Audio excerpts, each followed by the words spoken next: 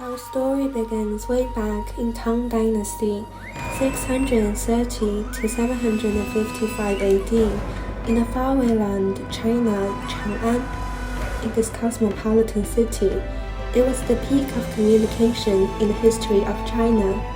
Under the seemingly ordinary facade, world-changing progresses were subtly taking place. Different values were colliding, making this a firework show of an age.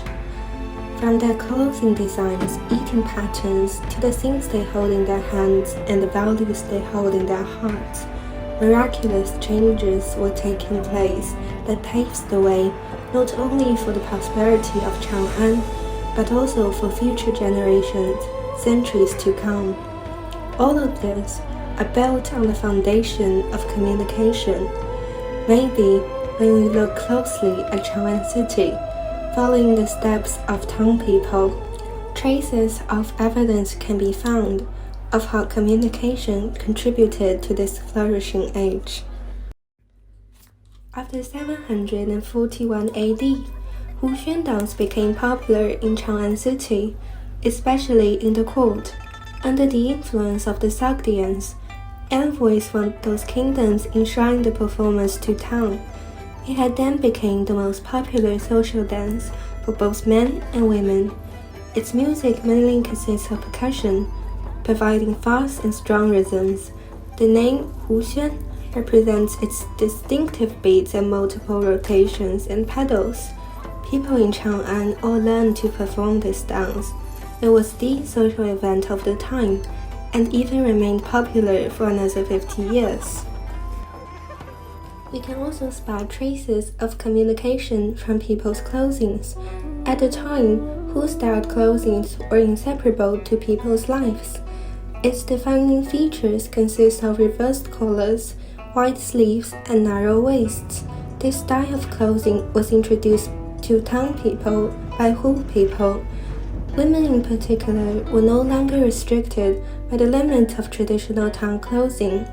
Dressed in cool clothing, the women had an androgynous feel and formed a distinctively beautiful thing. As we can see, Chang'an City is abundant of evidence of communications that took place. The fruits of communication were nourishing Tang people's lives through arts and clothing. Speaking of their clothes, we may find the fabrics interesting. What were the main materials? The answer is silk. Silk played an important role in communication through trade.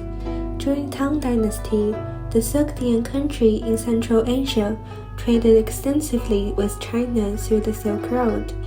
Immigrants increased at the time, with people settling down in Chang'an, Yangzhou, and Chengdu.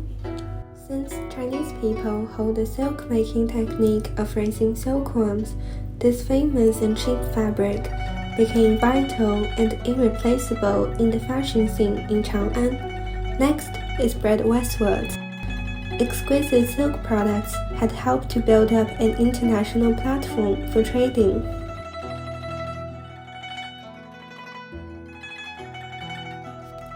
Thanks to the rapid exports of silk, the Sogdian immigrants had established a trade network centered in the Oxus River, attaching Mediterranean Sea, North Grassland, Persia, and China, and the road finally got its name, the Silk Road.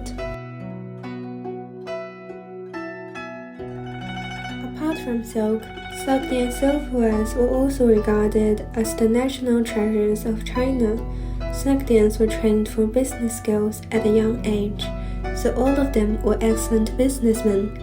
The silverware products, including bowls and cups, were originally made in Western Asia and then exported to Chang'an.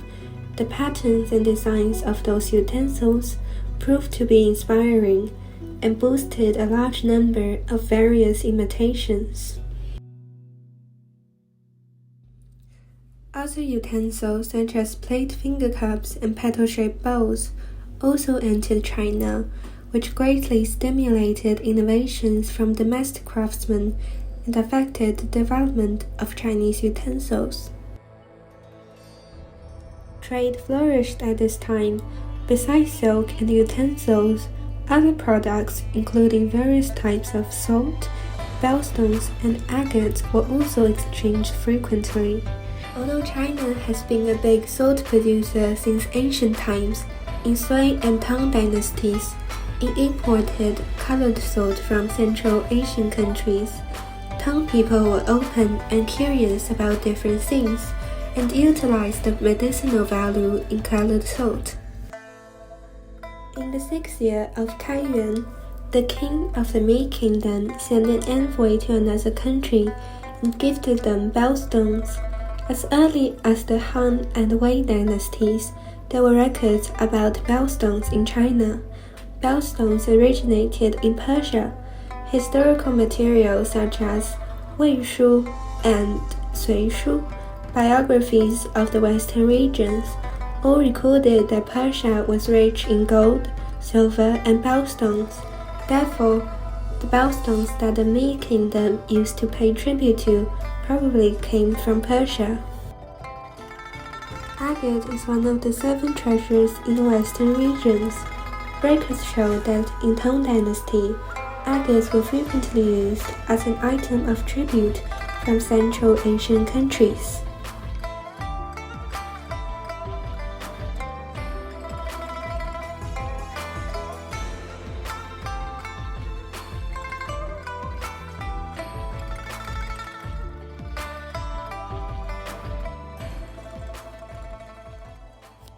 However, progress was not only made through peaceful trading. One of the most important inventions of all time, paper, entered the Western world from Tang through a bloody battle. According to current records, the total casualties were at least 50,000, but due to the lack of historical evidence, the exact number still remains a mystery.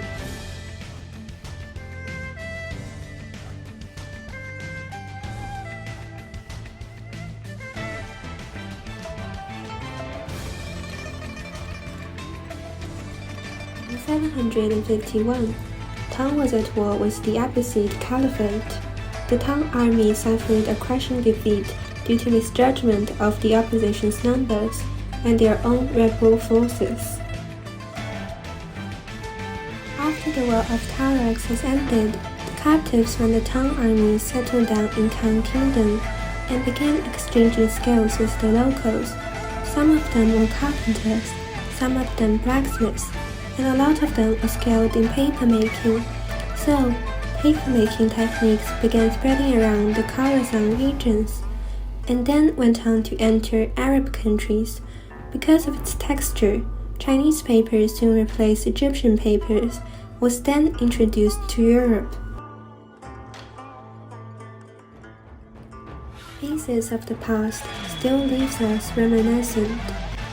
Thanks to Silk Road, the prosperity of the Great Tang has left us with countless cultural treasures. Stretching all the way through the road that was filled with obstacles, stepping miles, following their predecessors' footsteps. We shall hope that in the future, communication will continue to bring us closer together.